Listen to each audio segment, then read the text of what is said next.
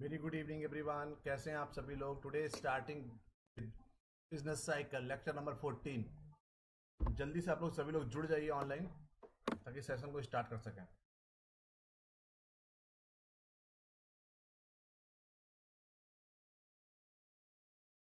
Please join everyone.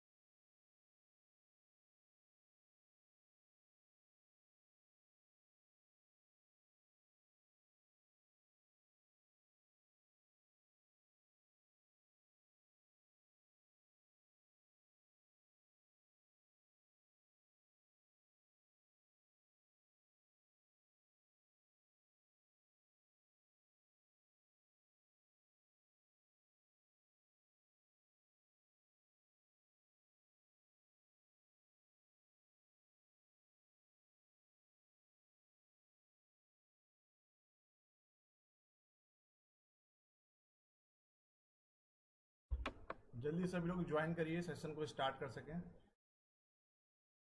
Very good evening everyone.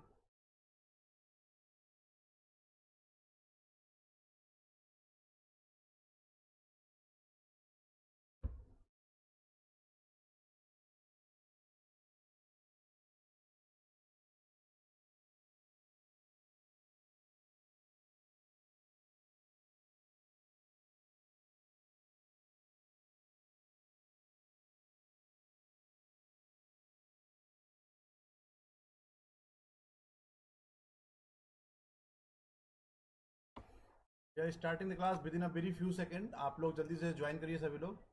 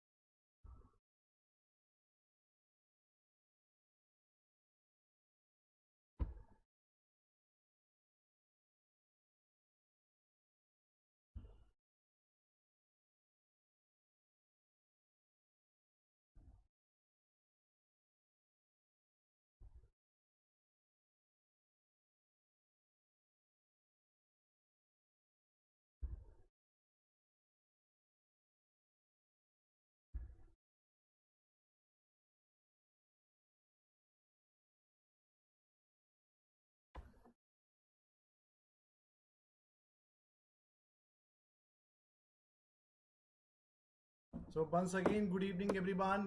We are starting with a very new topic that is all about the business cycle. तो आप लोग जल्दी सभी लोग जुड़ जाइए, शेयर करिए, लाइक करिए अपने फ्रेंड्स के साथ और जुड़ जाइए लेक्चर नंबर 14 बिजनेस साइकिल के लिए। So all those candidates who are joining in a very first time, my name is Anubhav Singh since last 11 year। पिछले 11 सालों से लगातार टीचिंग में और रिसर्च में जुड़े हुए हैं इंडिया के top teaching and research organization के साथ। IIM Lucknow, Lucknow university, LPU, Amity university Sharda. Mentored and guidance more than 1000 candidate, 1000 से ज्यादा बच्चे मेरे गाइडेंस में नेट JRF क्वालिफाई कर चुके हैं। Crack the UGC net JRF 4 times in a commerce and management, published more than 20 research papers in index journals, MBA International Business, MCOM IB, MA Economics and PhD Applied Economics। So today's topic is all about the व्यवसायिक चक्र, business cycle की हम लोग बात करेंगे कैसे business cycle up and down होती है, उसके क्या इम्पैक्ट होते हैं, उसके इफेक्ट क्या होता है, उसको ओवरकम कैसे करते हैं, और किस किस स्टेज पर क्या हम लोग को निर्णय लेना पड़ेगा, कैसे इकोनॉमी को प्रभावित करता है बिजनेस साइकिल, सब चीजों की आज हम लोग बहुत डिटेल में बात करने वाले हैं। ठीक है, तो business cycle shows the periodic up and down movement in economic activity. एक इकोनॉमी है, उसमें जितने भी अप एंड डाउन एक्टिविटीज होती हैं, उन सभी एक्टिविटीज को हम बिजनेस साइकिल के अंतर्गत रखते हैं। तो shows the periodic up and down, periodic मतलब एक स्पेसिफिक अवधि के अंदर स्पेसिफिक ड्यूरेशन के बाद अप होता है, फिर डाउन होता है, फिर अप होती है, इकोनॉमी फिर डाउन होती है। उन सभी गतिविधियों को, उन सभी एक्टिविटीज को हम लोग बिजनेस साइकिल के अंतर्गत नापने की, मेजर करने की कोशिश करते हैं। Economic activities measured in terms of production. हम लोग जो इकोनॉमिक एक्टिविटीज है उनको कैसे मेजर करते हैं? इन terms of production, employment and income move in a cyclical manner over a period of time. हम लोग एक over a period of time, मतलब 3 महीने का ले लीजिए, 6 महीने का, 9 महीने का, 1 साल का, उसके एक पर्टिकुलर टाइम पीरियड्स में कितना प्रोडक्शन हुआ, कितना एम्प्लॉयमेंट जनरेशन हुआ, कितना इनकम हुआ, कितना उसमें मूवमेंट देखने को मिल रहा है। मूवमेंट मतलब कितना उसमें एक्टिविटी, कितनी गतिविधियां देखने को मिल रही हैं उसमें, वो सब हम लोग इकोनॉमिक एक्टिविटीज में, उन सभी को हम लोग इकोनॉमिक एक्टिविटीज कहते हैं। और वही सभी इकोनॉमिक एक्टिविटीज को हम लोग बिजनेस साइकिल के अंतर्गत मेजर करते हैं कि कौन कौन सी एक्टिविटीज अप हुई, कौन कौन सी एक्टिविटीज डाउन हुई। तो whatever the economic activities we are measuring in terms of production of the country, employment within the country, or income of the individuals move in a cyclical manner over a period of time is called business cycle.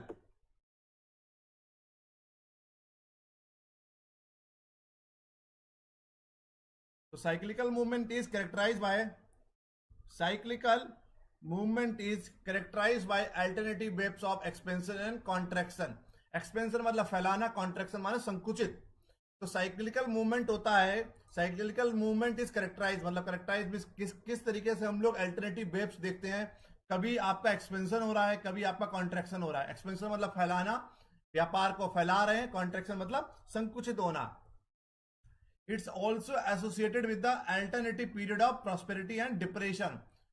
It's associated with the, कब आपकी country prosperity में है, मतलब ज्यादा बढ़िया पैसा चल रहा है, इकोनॉमी ग्रो कर रही है, और कब आपकी इकोनॉमी डिप्रेशन मतलब मंदी के दौर से गुजर रही है।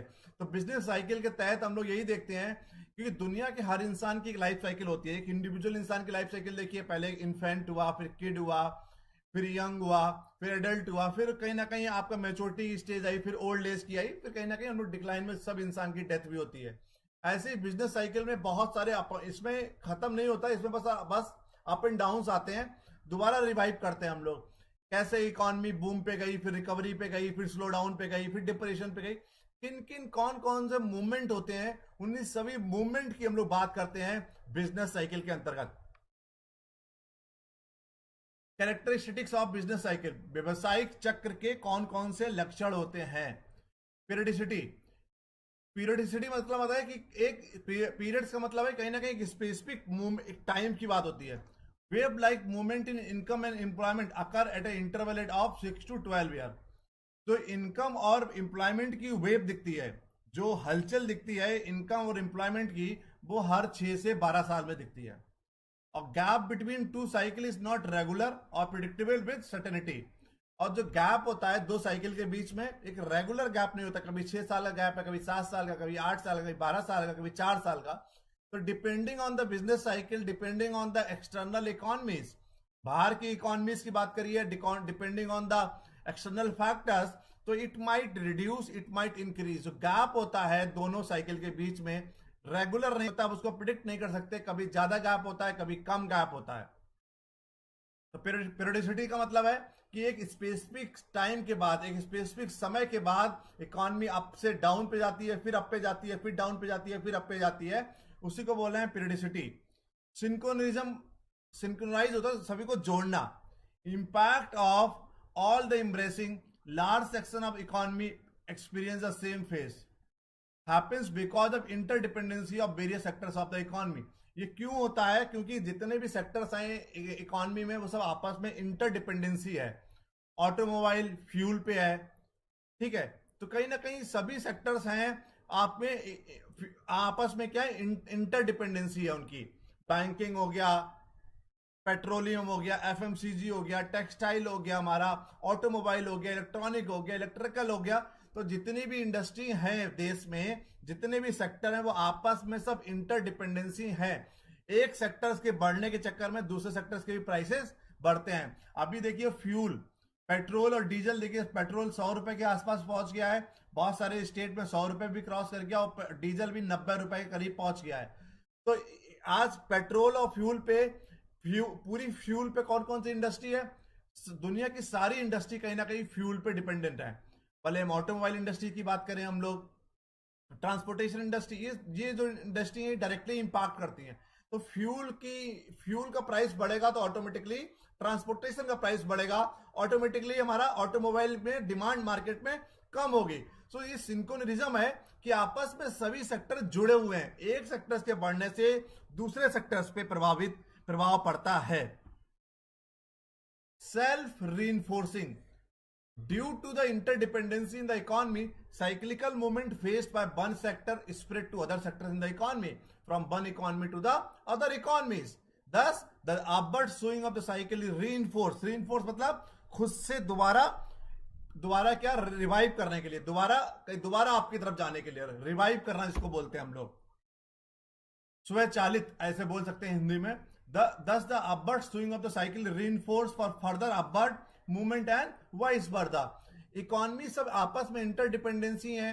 एक इकोनॉमी बूम पे गई तो एक सेक्टर बूम पे गया तो उसके रिलेटेड जितने भी सेक्टर हैं वो ऑटोमेटिकली रीइंफोर्स करते हैं, ऑटोमेटिकली स्वचालित होते हैं, ऑटोमेटिकली वो सेक्टर चलते हैं और इकोनॉमी में ग्रो आता है। इकोनॉमी फिर बूम पे जाएगी, फिर डिप्रेशन पे जाएगी, फिर रिकवरी पे जाएगी। तो एक इकोनॉमी है वो अपने आप में सेल्फ रीइंफोर्समेंट करती है, स्वचालित करती है, खुद से चलती है, क्योंकि एक सारे के सारे सेक्टर आपस में इंटरडिपेंडेंट है, आपस में सब जुड़े हुए हैं। एक सेक्टर पे प्रभाव पड़ने से दूसरे सेक्टर पे प्रभाव पड़ता है। ठीक है, यहां तक कोई डाउट? बेसिक बिजनेस साइकिल समझ में आ गया होगा आपको।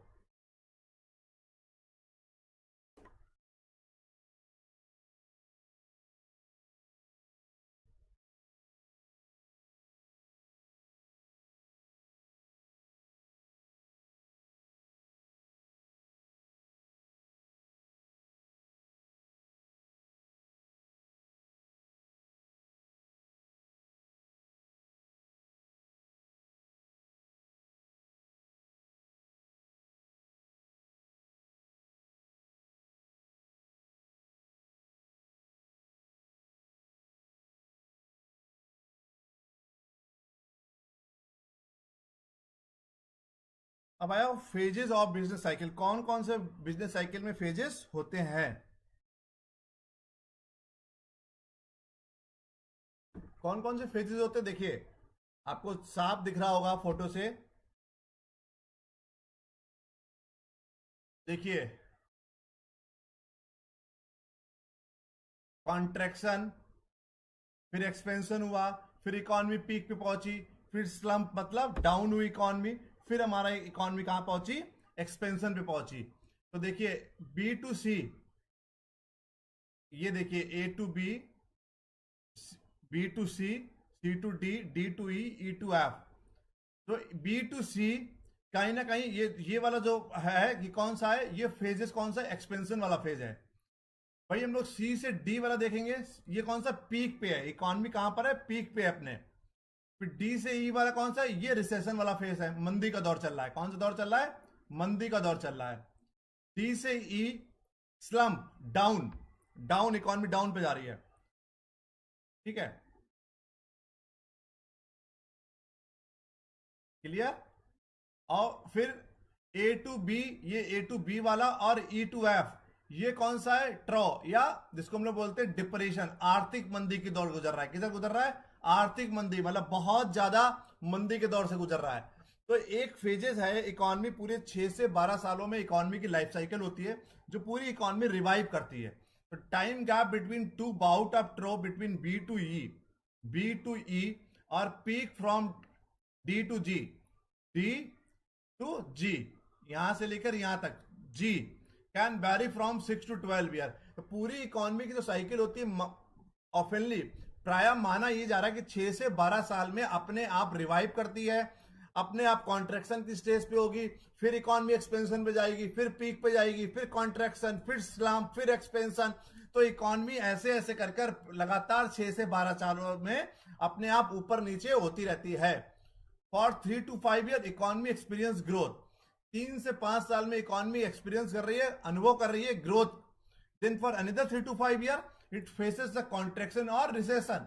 शुरू के 3 से 5 साल में इकोनॉमी क्या कर रही है, एक्सपेंशन। उसको लग रहा है कि इकोनॉमी एक्सपीरियंस कर रही है, कि इकोनॉमी ग्रो कर रही है, इकोनॉमी पैसा कमा रही है, इकोनॉमी मजबूत हो रही है। बट अगले 3 से 5 साल में फिर लगता है कि इकोनॉमी मंदी के दौर से गुजर रही है। GG is the steady growth line, ये जी और ये GG is the steady growth line to show the general trend is that of growth. तो नॉर्मली देखते हैं कि ग्रोथ कितनी हुई, यहां से लेकर यहां तक की ग्रोथ हुई है। तो पूरी साइकिल 6 से 12 साल में किस तरीके से चलती है वही बताने की कोशिश की है कि कौन कौन से फेजेस होते हैं बिजनेस साइकिल में। यहां से 100% क्वेश्चन आता है, नोट कर लीजिएगा, नोट्स आप लोग को मिल ही जाते हैं जो पेड ग्रुप है उनमें। तो time gap between the two bouts of trough from B to E और peaks from D to G can vary from 6 to 12 year. For 3 to 5 year economy experience growth. Starting में economy growth experience करती है, उसके बाद economy फिर down की तरफ चली जाती है, डाउन मतलब मंदी के दौर से गुजर जाती है। तो ये एक लाइन है, ब्लू लाइन है बिल्कुल, ये एक स्टडी ग्रोथ लाइन को दर्शाती है। तो expansion B to C to D peak, D to E slump recession, और ई टू एफ और ए टू बी ये कौन सा ट्रॉ या आर्थिक मंदी के दौर से गुजर रहा है देश। अब आया फेजेस ऑफ बिजनेस साइकिल। पहला हुआ expansion, when all the macro economic variables like output, employment, income, consumption increase. तो जितने भी मैक्रो इकोनॉमिक वेरिएबल्स होते हैं एक्सपेंशन की स्थिति में क्या होता है, सब कुछ बढ़िया चल रहा होता है, प्राइस मूव अप, प्राइस बढ़ता है, money supply increase, self reinforcing features of business cycle pushes the economy upward. तो एम्प्लॉयमेंट की अपॉर्चुनिटी भी खूब मिल रही है, लोग पैसा भी खूब कमा रहे हैं, कंजम्पशन भी खूब हो रही है। सो सीधी सी बात है कि इकोनॉमी एक हेल्दी इकोनॉमी होती है। यहाँ पे कौन सी होती है, हेल्दी इकोनॉमी होती है बच्चों। कौन सी इकोनॉमी, हेल्दी इकोनॉमी। मुद्दा क्या है, मुद्दा ये समझिए, जैसे कि कहते थे कि सप्लाई क्रिएट्स ओन डिमांड। जब मार्केट में पैसा होगा तो मार्केट में पैसा होगा, लोगों के पास पैसा होगा तो मार्केट में पैसा होगा, लोगों की डिमांड बढ़ेगी तो प्रोडक्शन बढ़ेगा, प्रोडक्शन बढ़ेगा तो एम्प्लॉयमेंट बढ़ेगा, एम्प्लॉयमेंट बढ़ेगा फिर डिमांड बढ़ेगी, फिर प्रोडक्शन बढ़ेगा, फिर मार्केट में एम्प्लॉयमेंट जनरेशन होगा। तो एक्सपेंशन की स्थिति ऐसी स्थिति बोली जाती है बिजनेस साइकिल की जहां पर सारे के सारे मैक्रो इकोनॉमिक वेरिएबल्स अपने बढ़िया कर रहे होते हैं, आउटपुट चरम सीमा पे होता है, एम्प्लॉयमेंट भी बहुत बढ़िया होता है, लोगों को रोजगार मिलता है, इनकम भी लोगों की बढ़ रही होती है, कंजम्पशन भी इंक्रीज हो रहा होता है, प्राइस मूव करता है, उसके साथ साथ मनी सप्लाई भी बढ़ती है, सेल्फ रिइंफोर्सिंग स्वचालित इकोनॉमी रिइंफोर्स करती है, और बिजनेस साइकिल ऊपर की तरफ बढ़ती है। कहां की तरफ, अपवर्ड। बिजनेस साइकिल ऊपर की तरफ बढ़ती है। ठीक है बच्चों, समझ गए, कोई डाउट। एक्सपेंशन के बाद अगला आया पीक, चोटी, सबसे ऊपर। The highest point of growth refers to as a boom. Boom पे पहुंच गई इकोनॉमी, कहां पहुंच गई, बूम पे पहुंच गई इकोनॉमी, पीक पे पहुंच गई। Stage beyond the which no further expansion is possible sees the downward turning point। Economy सब पीक पे पहुंचती है, बूम पे पहुंचती है, सबसे ऊपर चोटी पे पहुंचती है, उसके बाद ऐसी स्थिति पे जब इकोनॉमी पहुंच जाती है जहां से आगे बढ़ने की पॉसिबिलिटीज खत्म हो जाए, ऐसी स्थिति को पीक या बूम बोला जाता है। यहां से इकोनॉमी डाउनवर्ड की तरफ बढ़ती है। कहां की तरफ बढ़ती है, नीचे की तरफ बढ़ती है। एक जो चरम सीमा हुआ, एक स्टेज हुई जहां पर आप मैक्सिमम पैसा कमा रहे हैं, उसके बाद क्या होगा, आपकी इकोनॉमी नीचे की तरफ पहुंचेगी, डाउनवर्ड की तरफ क्या होगी, शिफ्ट होगी। किधर होगी, डाउनवर्ड की तरफ शिफ्ट होगी। Contraction and recession means the slowing down the process of all the economic activities. अब इकोनॉमी बूम के पास कहां पहुंची, कॉन्ट्रैक्शन, संकुचित, रिसेशन, मंदी की तरफ पहुंची। कहां पहुंच गई, मंदी की तरफ पहुंच गई। It means the slowing down process of all the economic activities going on the slow down की तरफ पहुंच गई। हमने आपको बताया एक बार पीक पे पहुंच गए, चोटी पे पहुंच गए, उसके बाद आप क्या हो गए, हल्के हल्के डिक्लाइनिंग पे पहुंचोगे, हल्के हल्के डाउनवर्ड। क्योंकि पीक ऐसी स्थिति मानी गई है जहां से बच्चों आगे बढ़ने की सभी संभावनाएं खत्म हो जाती हैं, आप वहां से केवल नीचे ही पहुंच सकते हैं। उसी स्थिति को रिसेशन या कॉन्ट्रैक्शन कहा गया है। अब आया ट्रो और स्लम्प, ये एक ही बात है। स्लम्प मतलब और मंदी। The lowest ebb of economic cycle, मतलब लोएस्ट आप economic cycle followed by the next turning point a cycle when new growth process start afresh. ये यहां से फिर नया ग्रोथ प्रोसेस स्टार्ट होता है। स्लम्प के पास आप पहले कॉन्ट्रैक्शन, फिर मंदी के दौर के पहुंचे, मंदी के बाद स्लम्प पे पहुंच गए। स्लम्प के पास, स्लम्प एक ऐसी स्थिति होती है जहां उसके नीचे आप नहीं जा सकते। स्लम्प इससे आखिरी स्थिति हो गई। उसके बाद कहां जाओगे, सीधे फिर ऊपर की तरफ बढ़ोगे आप। समझ गए? सो स्लम्प में जहां से मुद्दा क्या हुआ कि नेक्स्ट टर्निंग पॉइंट, जहां से दोबारा मुड़ोगे आप अपवर्ड की तरफ। अब आया what is recession. What is recession, मंदी क्या है? मंदी क्या होता है? Recession is a decline in a country gross domestic product growth for 2 or more consecutive quarters of a year. मतलब यहां पे समझिए, आपको बताते हैं हम, जब लगातार 2 क्वार्टर्स में, टू कॉन्जिक्यूटिव क्वार्टर्स में आपकी जीडीपी डिक्लाइनिंग की तरफ जा रही है, आपकी जीडीपी डिक्लाइनिंग की तरफ जा रही है, उसको हम लोग क्या बोलते हैं, रिसेशन। एग्जाम्पल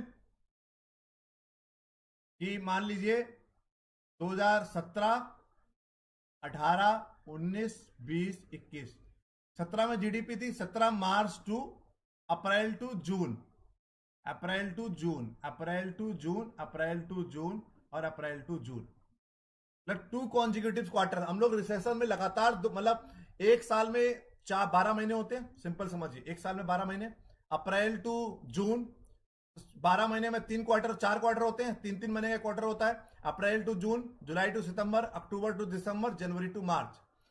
कहने का मतलब है अगर अप्रैल टू जून और July to September GDP down गई, उसको रिसेशन नहीं कहते हैं। रिसेशन में थोड़ी समझने वाली बात है कि is a declining in a country GDP for 2 or more consecutive quarters of a year, एक साल के।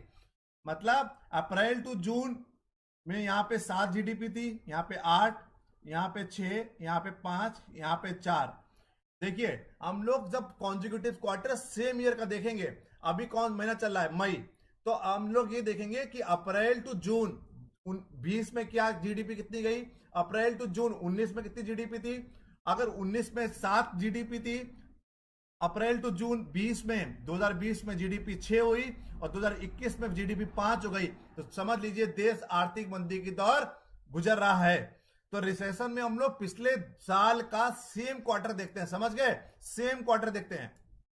तो recession is also preceded by several quarters of slowing down. An economy which grows over a period of time tend to slow down the growth as a part of normal economic cycle। Recession में होता है क्या, recession में demand कम हो जाती है, मंदी के दौर में डिमांड कम होगी।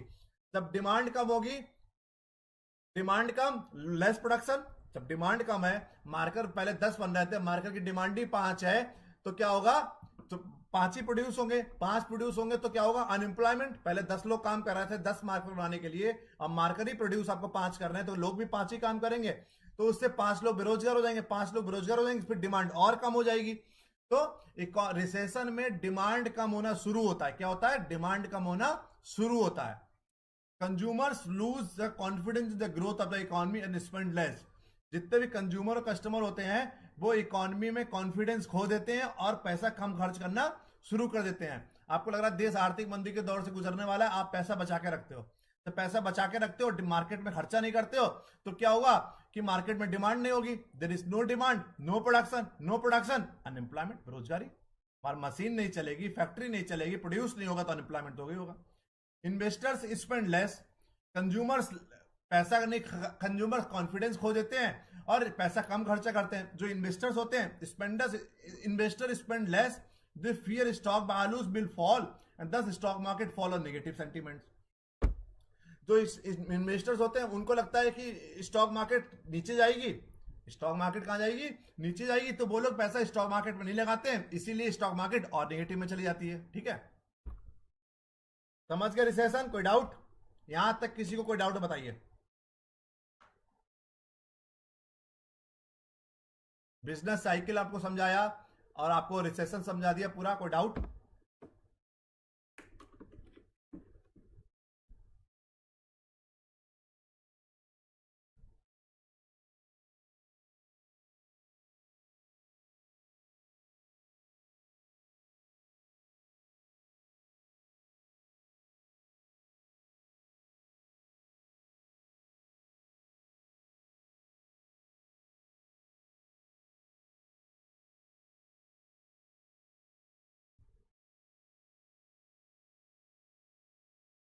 Anybody having any doubt? यहां तक कोई डाउट किसी को?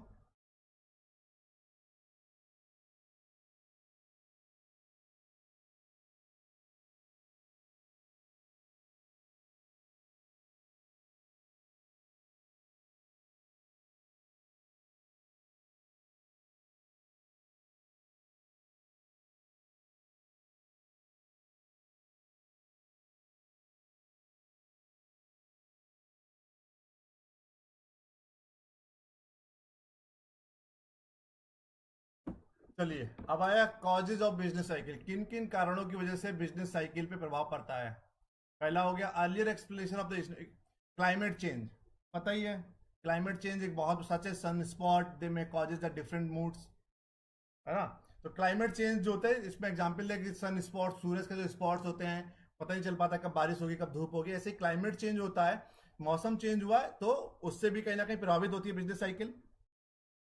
Psychological aspect of entrepreneurs and consumers such as moods of optimism and pessimism। Entrepreneurship का जो मनोवैज्ञानिक होता है, प्रभाव होता है, साइकोलॉजिकल प्रेशर भी बहुत ज्यादा पड़ता है एंटरप्रेन्योर्स और कंज्यूमर्स पे। उसकी वजह से भी हमारी business cycle up and down जाती है। Monetary phenomena like changes in the money supply, market में मनी सप्लाई कम हो गई, डायरेक्ट टैक्सेस बढ़ा दिया आपने, इंटरेस्ट रेट बढ़ा दिए, रेट ऑफ इंटरेस्ट वही है ना। तो अगर मार्केट में मनी सप्लाई कम हो गई, मनी सप्लाई कम, less demand, less demand, less production, less production, less employment, less employment, फिर कहां इकोनॉमी कहां जाएगी? फिर आपकी डिक्लाइनिंग पे जाएगी। ठीक है, 2 कॉन्जिक्यूटिव क्वार्टर होते हैं, 2 consecutive quarter of previous year. हमने आपको समझाने की बात किया 3, पिछले 2018, 19, 19-20 और 20-21। Monetary phenomena like changes in money supply, समझ गए? अगर मार्केट में मनी सप्लाई कम है, मनी सप्लाई अगर कम होगी तो डिमांड कम होगी, डिमांड कम होगी तो प्रोडक्शन कम होगा, प्रोडक्शन कम होगा, सप्लाई कम, सप्लाई कम तो एम्प्लॉयमेंट कहां होगा? जनरेशन नहीं होगा। Economic factor such as over investment, investment बहुत ज्यादा हो गया, under consumption and over saving. Investment बहुत ज्यादा हो गया, कंजम्पशन बहुत कम हुआ, लोगों ने कंज्यूम करना कम कर दिया, सेविंग लोगों ने ज्यादा कर दी, तब भी मार्केट में क्या होगा? एक मंदी के दौर से गुजरने पड़ेंगे। Shocks in the condition under which producer supply goods such as technological breakthrough. कभी कभार टेक्नोलॉजिकल की वजह से टेक्नोलॉजिकल ब्रेक थ्रो हो गया, टेक्नोलॉजी कोई नई आ गई या नया टेक्नोलॉजी नहीं आ पाया, उसकी वजह से भी बिजनेस साइकिल में उतार चढ़ाव देखने को बच्चों हम लोगों को मिलते हैं। अब आया रियल बिजनेस साइकिल थ्योरी। किसने दिया? जॉन मूथ ने दिया, MUTH 1961 में। तो explored by the John in 1961 and others. Mainly John ने दिया था ये। कब दिया? 1961 में दिया। इसमें इन्होंने बोला fluctuations in output and employment are the result of a variety of real shock that hit the economy. इनका कहना था कि इकोनॉमी में तो फ्लक्चुएशंस होते हैं और आउटपुट और एम्प्लॉयमेंट, ये तीनों परिणाम है किसके? एक रियल शॉक के। इकोनॉमी में एक रियल शॉक देखने को मिलता है। Market adjust to these shocks rapidly and always remain in an equilibrium। Market in सब शॉक्स के साथ एक साथ रैपिडली क्या करती है? एडजस्ट कर लेती है अपने आप को और हमेशा एक इक्विलिब्रियम स्टेज पर रहती है। किस पे? इक्विलिब्रियम, मतलब बराबर, समान, एक समान स्टेज पर रहती है। The up and downs are caused by technologies और other similar shocks to supply side of the economy. John ने बोला था कि जो अप एंड डाउन होते हैं इकोनॉमी में टेक्नोलॉजी की वजह से होते हैं, उसके अलावा कुछ और थोड़े बहुत सिमिलर शॉक, जैसे कि सप्लाई साइड, सप्लाई कम कर दी, सप्लाई बढ़ा दी, मार्केट में मार्केट की सप्लाई कम कर दी तो डिमांड बढ़ जाएगी, डिमांड मतलब सप्लाई कम है तो प्राइस बढ़ेंगे, और सप्लाई ज्यादा है तो प्राइस कम होंगे। एक में इन्फ्लेशन आएगा, एक में डिफ्लेशन आ जाएगा। तो जॉन ने बोला है कि business real business cycle theory में कि अप एंड डाउन जो होते हैं इकोनॉमी में वो एक टेक्नोलॉजी फैक्टर की वजह से होते हैं, उसके अलावा supply side of the economy भी एक बहुत बड़ा रोल प्ले करती है। Highlight the importance of supply side of business. सही में सप्लाई साइड ऑफ बिजनेस एक बहुत बड़ा रोल प्ले करती है। Reflect the outcomes of rational decision made by many individuals, minimize the role of normal fluctuation and money. इन्होंने बोला है कि जो नॉर्मल नॉमिनल फ्लक्चुएशन होते हैं इकोनॉमी में और पैसे का बहुत बड़ा रोल नहीं है। जी जॉन की कहने वाले हैं, इसमें आप लोगों को दिमाग नहीं लगाना है, ये आपको केवल याद करना है, क्योंकि we can not interpreted, we can not analyse the things.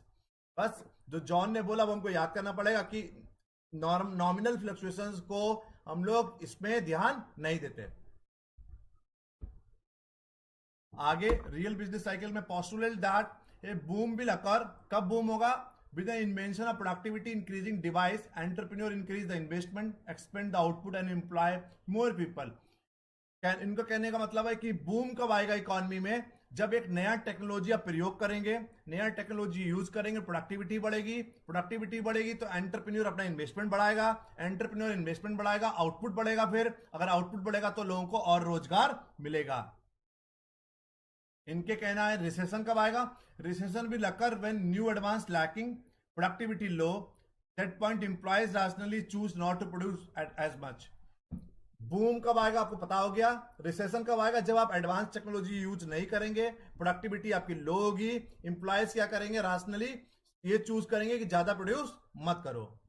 All दो booms are nicer than recession, पता ही है बूम्स अच्छा होता है रिसेशन से, but there is no need to react to either at the represent the waste use of the opportunity available.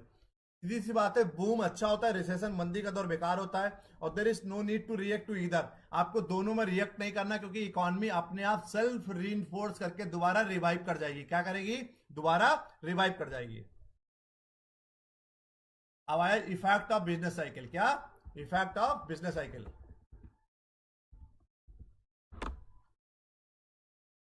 पहला during the expansion, जब एक्सपेंशन की स्थिति होती है उस दौरान बिजनेस साइकिल कैसे प्रभावित करती है? हाई ग्रोथ, लार्ज इन्वेस्टमेंट होता है उस जमाने में, increase in the employment, income and expenditure दोनों बढ़ जाते हैं, दोनों बढ़ जाते हैं। ठीक है, तो ड्यूरिंग एक्सपेंशन हाई ग्रोथ देखने को मिलती है, लार्ज इन्वेस्टमेंट होता है, इंक्रीज इन द एम्प्लॉयमेंट और income and expenditure. Inflation, increase in the increase in the investment forces more money supply in the system. जब इन्वेस्टमेंट बढ़ता है सिस्टम में, मनी सप्लाई बढ़ती है, मनी सप्लाई बढ़ती है तो demand for factor input increase, फिर डिमांड इंक्रीज होती है, डिमांड बढ़ता है तो प्राइस बढ़ते हैं, price increase which increase the cost of production, so wages and prices of goods also increase. सीधी सी बात है, जब मार्केट में इन्वेस्टमेंट होगा, मनी सप्लाई बढ़ेगी तो इनपुट कॉस्ट जो होती है मार्केट को बनाने में, प्लास्टिक, रबड़, इंक, इनपुट कॉस्ट की कॉस्टिंग बढ़ेगी। जब इनपुट कॉस्ट बढ़ेंगे तो प्राइसेस बढ़ जाएगा, प्राइसेस बढ़ेगा तो कॉस्ट ऑफ प्रोडक्शन बढ़ेगा, कॉस्ट ऑफ प्रोडक्शन बढ़ेगा तो क्या होगा? Wages and prices of goods also increase. उसके बाद सेवियर कंपटीशन, कंपटीशन भी बढ़ेगा। Firm resort to large amount of non productive expenditure on advertisement and publicity. Competition बढ़ता है तो क्या होता है? कंपनी को बहुत ज्यादा पैसा नॉन प्रोडक्टिव एक्सपेंडिचर करना पड़ता था, जैसे कि पब्लिसिटी करनी पड़ती है और एडवर्टाइजमेंट करना पड़ता है। ये तो था during expansion, high growth, inflation, severe competition. अब आया effect of business cycle during recession. जब मंदी के दौर से होता है तब क्या करते हैं? Excess inventory, those firm which had produced the abundance during expansion face the problem of maintaining unsold items. जब क्या होता है, जब मार्केट मंदी के दौर से गुजर रहा होता है, जब प्रोड्यूसर्स को एक बहुत बड़ी कठिनाइयों का सामना करना पड़ता है, उसको एक इन्वेंट्री जो एक्सेस हो आती है, जो अनसोल्ड आइटम्स होते हैं, जो अभी तक की नहीं बिके, उसको मेंटेन करना, उसको कैरी करना, उसको रिजर्व करना, एक बहुत बड़ा दिक्कतों का सामना उसको करना पड़ता है। दूसरा, अनएम्प्लॉयमेंट, बेरोजगारी चरम सीमा पे होती है। In order to reduce the investment, recession phase is marketed by large scale retrenchment. Retrenchment, नौकरी से लोगों को निकाल देना, उसको बोलते हैं retrenchment. Retrenchment is all about जब नौकरी से निकाल दिया जाता है। Below capacity operation and liquidation of the firm. हम लोग कैपेसिटी जितनी होती है उस उतनी कैपेसिटी से काम नहीं करते, बिलो कैपेसिटी ऑपरेशन काम करते हैं और बहुत सारी फर्म्स को लिक्विडेट किया जाता है। लिक्विडेट मतलब समापन कर दिया जाता है।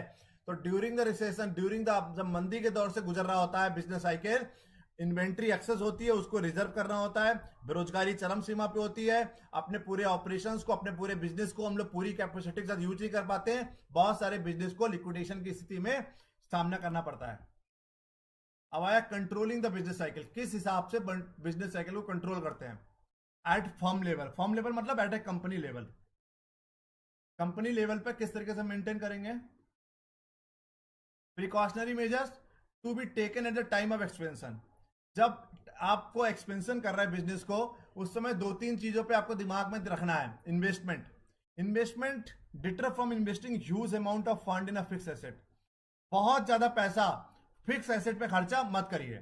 फिक्स एसेट मतलब बड़ी बड़ी बिल्डिंग्स बनाइए, मशीन, क्योंकि जब फिक्स एसेट पे बहुत ज्यादा पैसा खत्म कर दिया और फैक्ट्री बंद हो गई या मंदी के दौर से गुजर रहा है, उस समय फिक्स एक्सपेंसेस का, फिक्स एसेट का पैसा निकालना बहुत मुश्किल हो जाता है।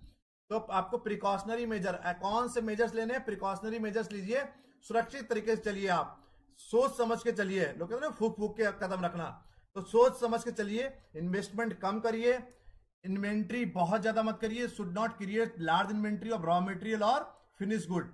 ना तो आरपीएससी का वीडियोस मिलेगा, लगातार वीडियोस पड़े हुए हैं, लगातार वीडियोस मिलते रहेंगे आपको आरपीएससी का, राजस्थान असिस्टेंट प्रोफेसर का भी। Inventory should not create large inventory और रॉ मटेरियल और फिनिश गुड्स, ठीक है। आप ना तो रॉ मटेरियल बहुत ज्यादा रखिए और ना तो फिनिश गुड्स बहुत ज्यादा रखिए, क्योंकि अगर बहुत ज्यादा इन्वेंट्री रखोगे, जब देश मंदी के दौर से गुजर रहा होगा, जब रिसेशन के दौर से गुजर रहे होंगे, उस दौरान आपको इन्वेंट्री कैरी करनी पड़ जाएगी, उस इन्वेंट्री को रिजर्व करना पड़ेगा, उसमें कॉस्टिंग भी इन्वॉल्व होगी और पैसा भी फालतू में जाएगा। प्रोडक्ट को डाइवर्सिफाई करिए, diversify in different market and different product, that risk is diversify. आप केवल मार्कर बना रहे हैं तो रिस्क आपका ज्यादा होगा, मार्कर के साथ लैपटॉप भी बना रहे हैं, हेडफोन भी बना रहे हैं, मोबाइल भी बना रहे हैं। जब बिजनेस को डाइवर्सिफाई करेंगे, प्रोडक्ट को डाइवर्सिफाई करिए, खाने का सामान भी बनाइए, मोबाइल भी बनाइए। जब बिजनेस डाइवर्सिफाई होगा, और डाइवर्सिफाई बिजनेस डिफरेंट मार्केट में करिए, लखनऊ में सामान भी बेचिए, दिल्ली में भी बेचिए, पंजाब में भी बेचिए, उड़ीसा में भी बेचिए, कलकत्ता में भी बेचिए, मुंबई भी बेचिए। जब व्यापार भी डाइवर्सिफाई होगा, डिफरेंट प्रोडक्ट्स होंगे, तो रिस्क भी हमारा डाइवर्सिफाई हो जाएगा। यस राहुल, बीएडीएम का भी बहुत सारी वीडियोस हमारे चैनल पे पड़ी हुई है, चैनल सब्सक्राइब करिए आप, और आपको वीडियोस सभी मिल जाएंगे आपको। पहला था प्रिकॉशनरी मेजर, दूसरा हुआ क्यूरेटिव मेजर्स। क्यूरेटिव मेजर्स में pricing flexibility should be the right strategy so that during the recession price may be adjusted to increase the demand without eating away the margins. Pricing अपना बहुत control में pricing करिए, flexibility should be the right strategy. Prices में flexibility रखिए, कभी price बढ़ा दीजिए, कभी प्राइसेस कम कर दीजिए। कॉस्टिंग इनपुट कॉस्ट कम रखिए, कंट्रोल द वेस्टेज, बर्बादी कम करिए और ओवरऑल कॉस्ट को कम करिए। राहुल जी, रिकॉर्डेड क्लास मिल जाएंगी, इस लेक्चर के बाद मैसेज करिएगा, व्हाट्सएप नंबर लिखा हुआ है ऊपर, उस पर मैसेज करिएगा, रिकॉर्डेड क्लास आपको सब मिल जाएगी।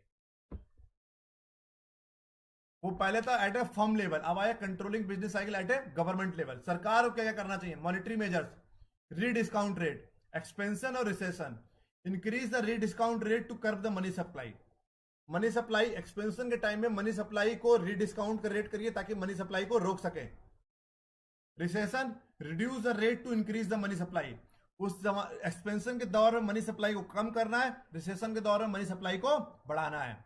रिजर्व रेशियो, ये कौन करेगा maintain, RBI, reserve bank of India, central bank. Expansion, ratio और increase to bank are left with the less cash to be extended as a credit.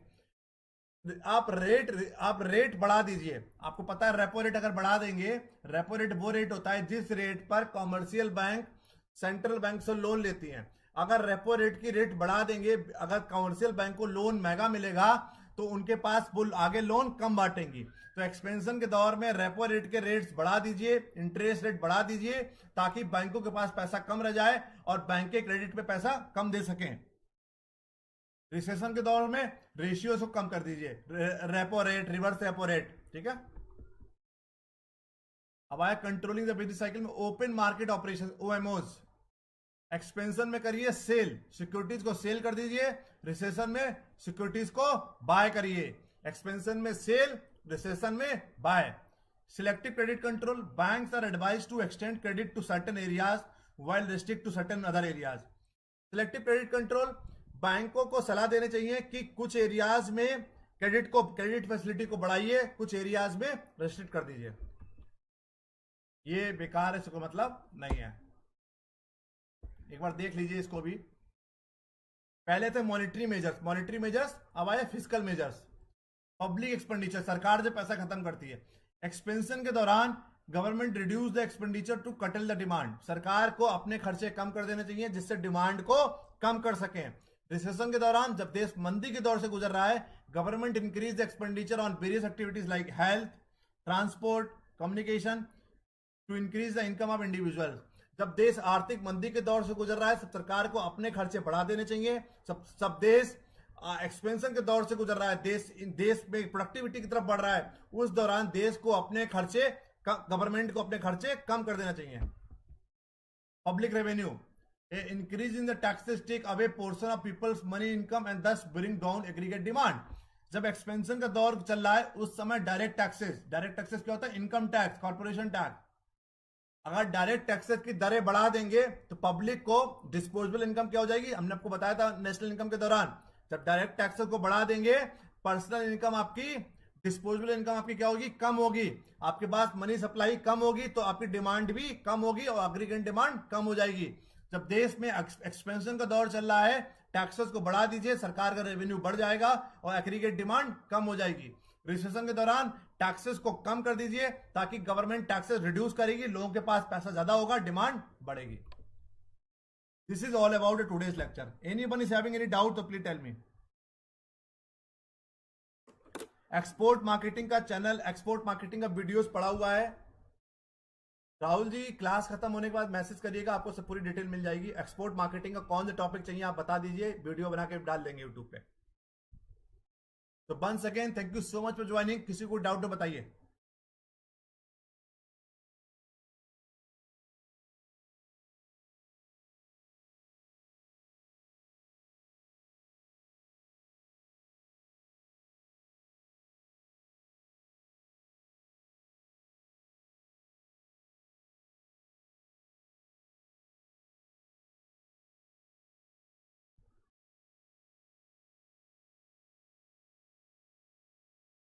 जिन्होंने अभी तक ये चैनल सब्सक्राइब नहीं किया जल्दी सब्सक्राइब करिए, लाइक करिए, सब्सक्राइब करिए और शेयर करिए अपने दोस्तों के साथ।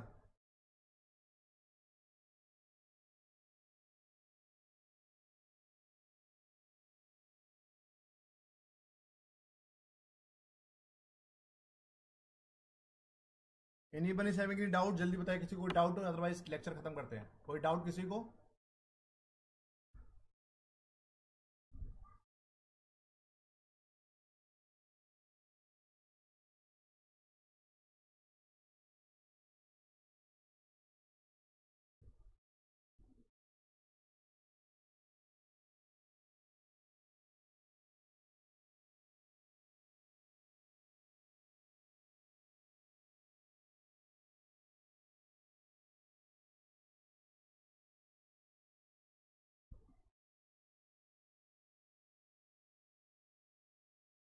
तो once again thank you so much for joining बच्चों, टेक